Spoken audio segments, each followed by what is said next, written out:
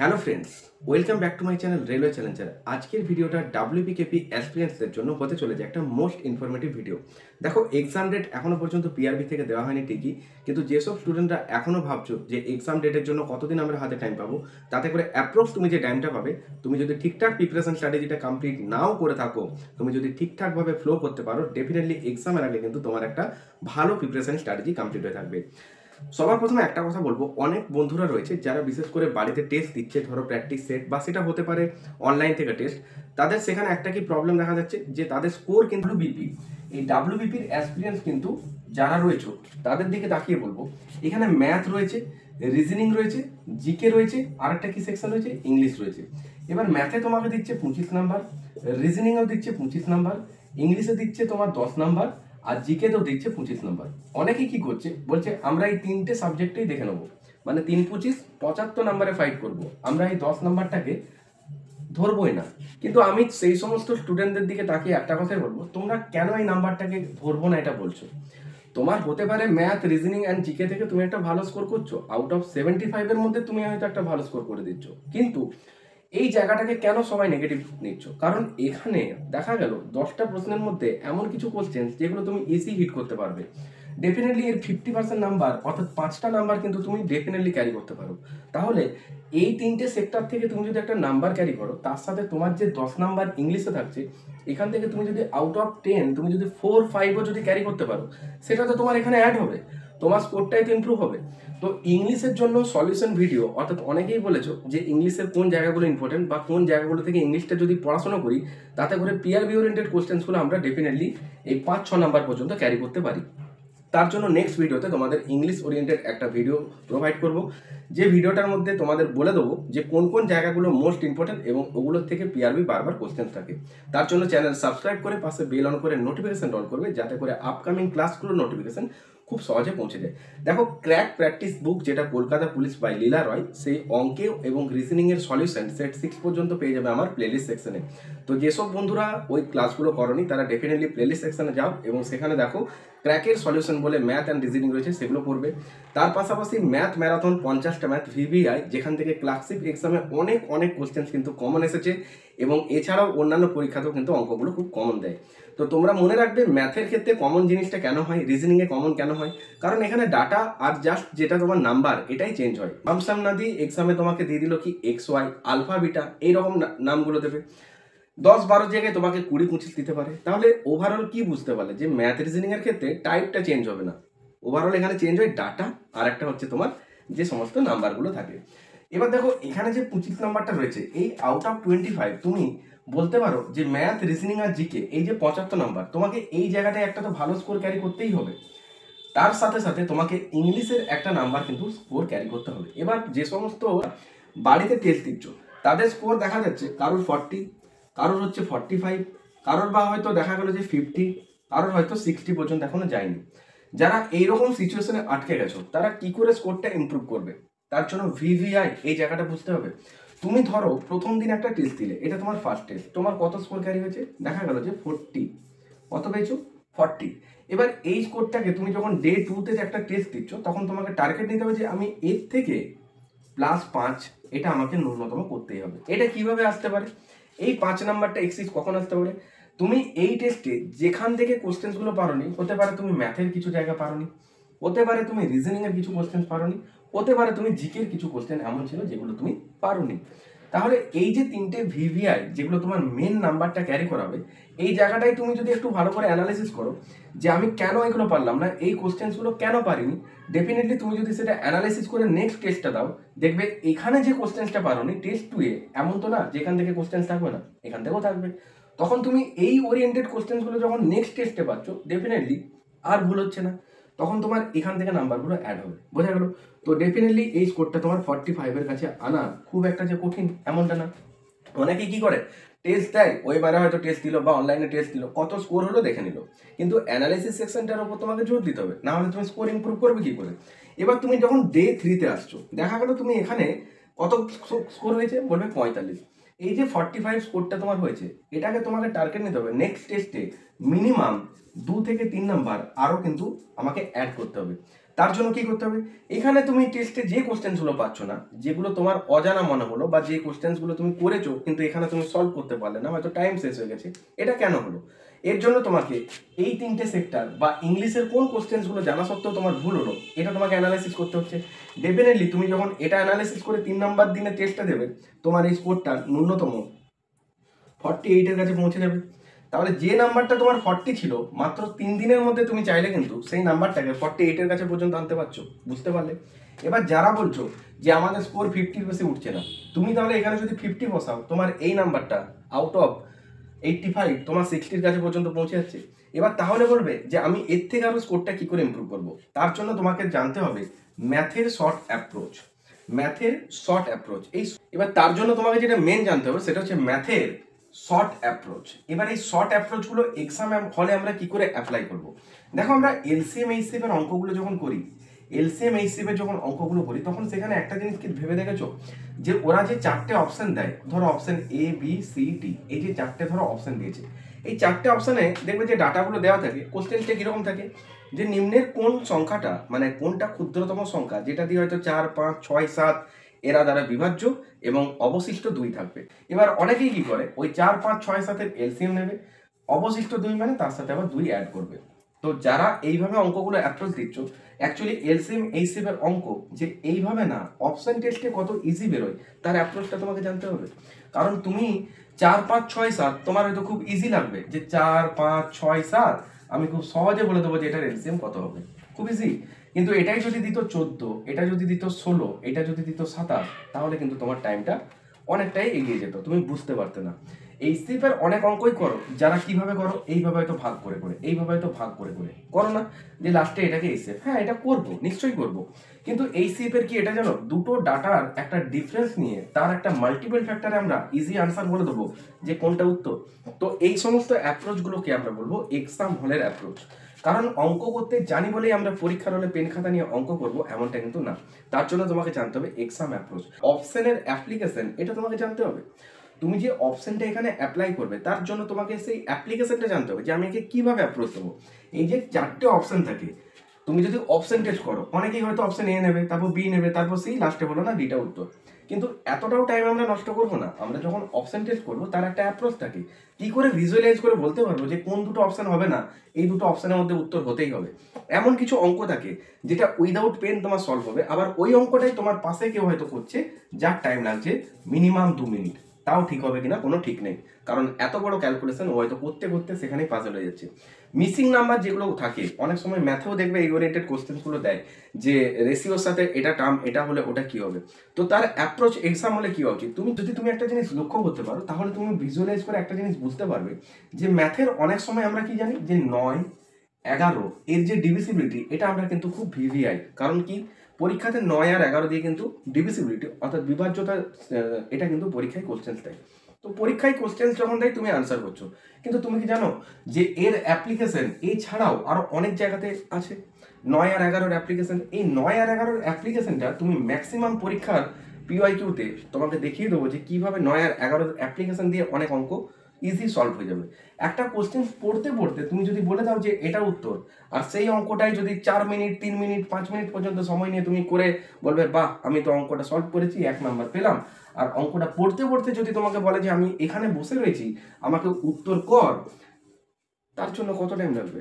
2 second. তো সেই approach তোমাকে জানতে হবে, তার জন্য তোমাকে আসতে হবে ম্যাথ চ্যালেঞ্জের ব্যাচ। তো তার জন্য তোমাদেরকে এই ম্যাথ চ্যালেঞ্জের ব্যাচে আসতে হবে। এই ম্যাথ চ্যালেঞ্জের ব্যাচটা তোমাদেরকে একটু ডিটেলসে বলে রাখি। সবার প্রথমে এই যে ব্যাচটা এটা স্টার্ট করব আগামী 7 থেকে 9 দিনের মধ্যে, কারণ আমাদের একটা ডেট অ্যাপ্রক্স করা হয়েছে। তো সেই ডেটটা যদি হয় তাহলে 7 দিনের মধ্যে স্টার্ট হবে, আদারওয়াইজ 2 দিন ডেট হবে, খুব জোর 9 দিন। তো যারা এখনো অ্যাডমিশন নাওনি তারা চাইলে এই নাম্বারে যোগাযোগ করে অ্যাডমিশন হয়ে যাবে।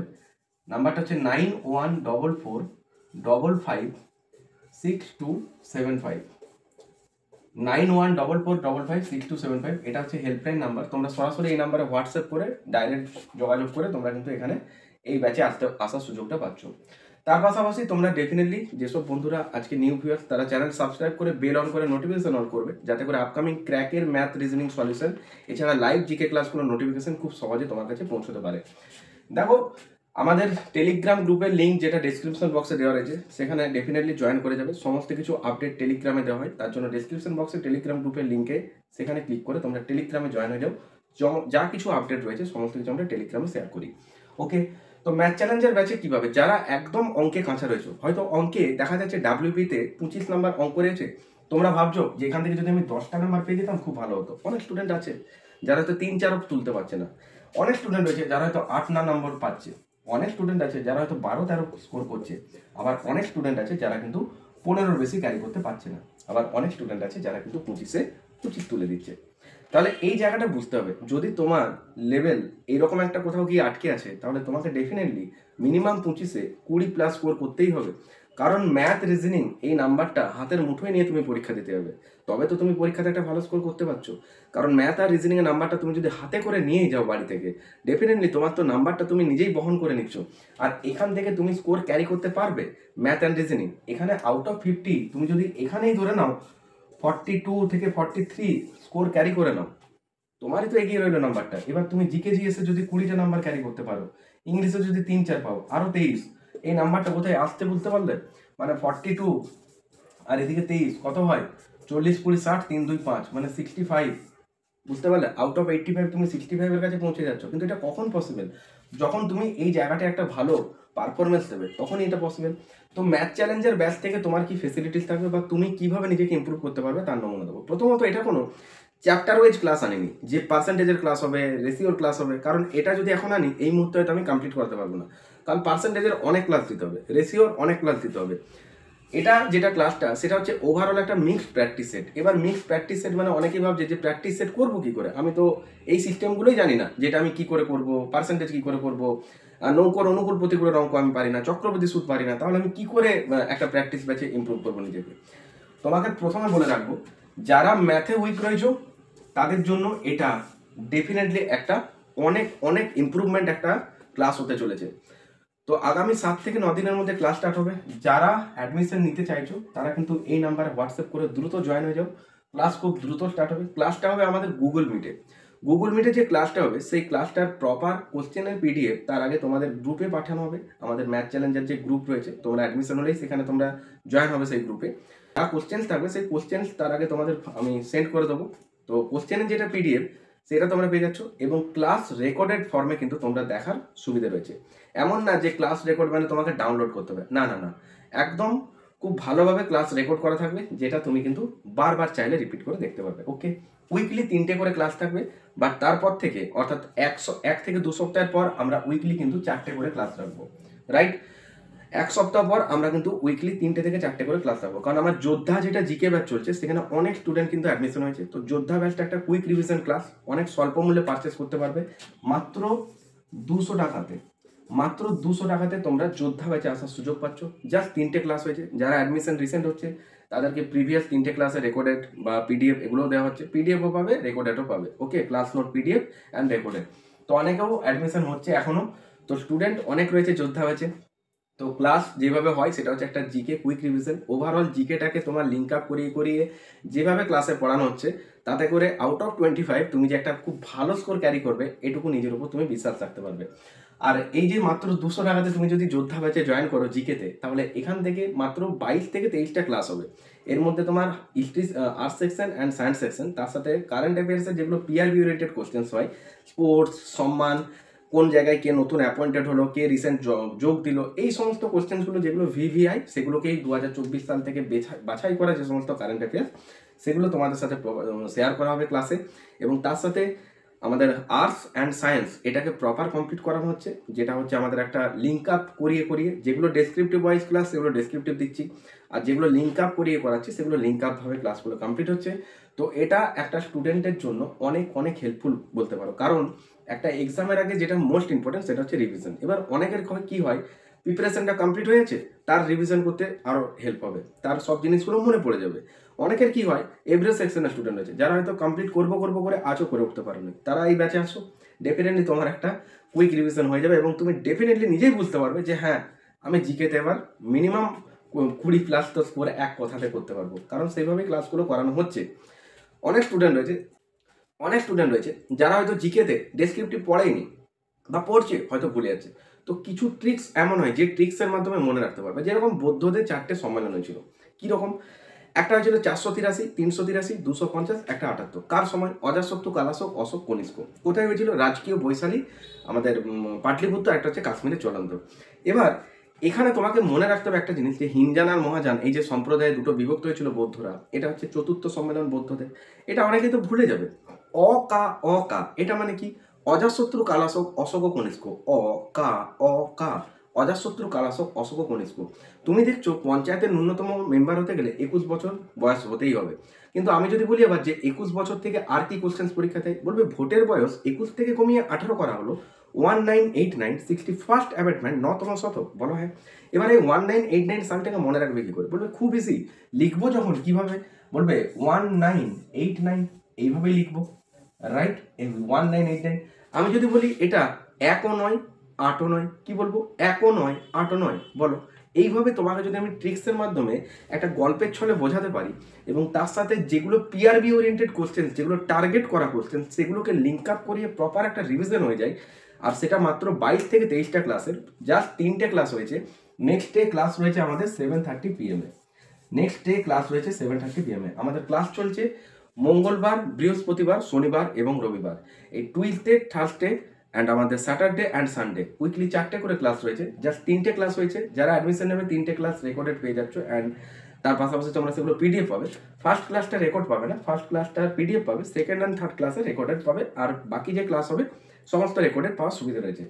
যোদ্ধা ব্যাচে আসো, তোমাদের জিকে নিয়ে প্রথমত কোনো টেনশন থাকবে না, এটুকু নিজের উপর বিশ্বাস হয়ে যাবে। ম্যাথ চ্যালেঞ্জের ব্যাচটা, যারা ঠিকঠাক হয়তো গুণ যোগ ভাগ মানে দশমিক পর্যন্ত পাচ্ছ না, দশমিকের ক্যালকুলেশন করতে, তাদেরকে একটা কথাই বলবো, এই যে প্র্যাকটিস ব্যাচটা, এখানে আমরা প্রতিদিন 25টা করে কোশ্চেনের পিডিএফ তোমাদের সেন্ড করবো। মানে আমাদের উইকলি যে 4টে করে ধরো ক্লাস হবে, প্রথমে 3টে হবে, 1-2 সপ্তাহ পর 4টে করে ক্লাস প্রোভাইড করে দেবো। কারণ আমি টার্গেট রেখেছি যে 2 থেকে 2.5 মাসের মধ্যে প্রপার এই কোর্সটা আমি কমপ্লিট করবো। কতগুলো কোশ্চেন থাকবে? মিনিমাম 750 থেকে 800, মিনিমাম 750 থেকে 800 মেন এক্সামকে লক্ষ্য করে কোশ্চেন্সগুলো তৈরি করা হচ্ছে, কন্টেন্ট রেডি করা হচ্ছে। অলরেডি কন্টেন্ট প্রায় শেষের মুখে বলতে পারো, খুব রিসেন্ট আমরা এবার কোর্সটা চালু করব, বললাম তো আর 7 দিনের মধ্যে। এই 750-800 প্রশ্ন যখন তুমি প্রপার ওয়েতে কমপ্লিট করবে এবং এক একটা অঙ্কের এক্সাম অ্যাপ্রোচ জেনে যাবে, বা সেই ওরিয়েন্টেড কোশ্চেন্সগুলোই ডাটা চেঞ্জ হয়ে যখন তোমার একটা রিভিশন হবে, প্র্যাকটিস হবে, তার সাথে থাকবে তোমাদের ক্লাসের লাস্টে হোমওয়ার্ক, যেগুলো নেক্সট ডে ক্লাসে সলিউশন করা হবে। তার সাথে থাকবে তোমাদের কি মক টেস্ট, যেটা ভিভিআই। এখানে তুমি নিজেই বুঝতে পারবে যে শুধুমাত্র ম্যাথের মক টেস্টে আউট অফ 25 তুমি কত স্কোর করতে পারছো।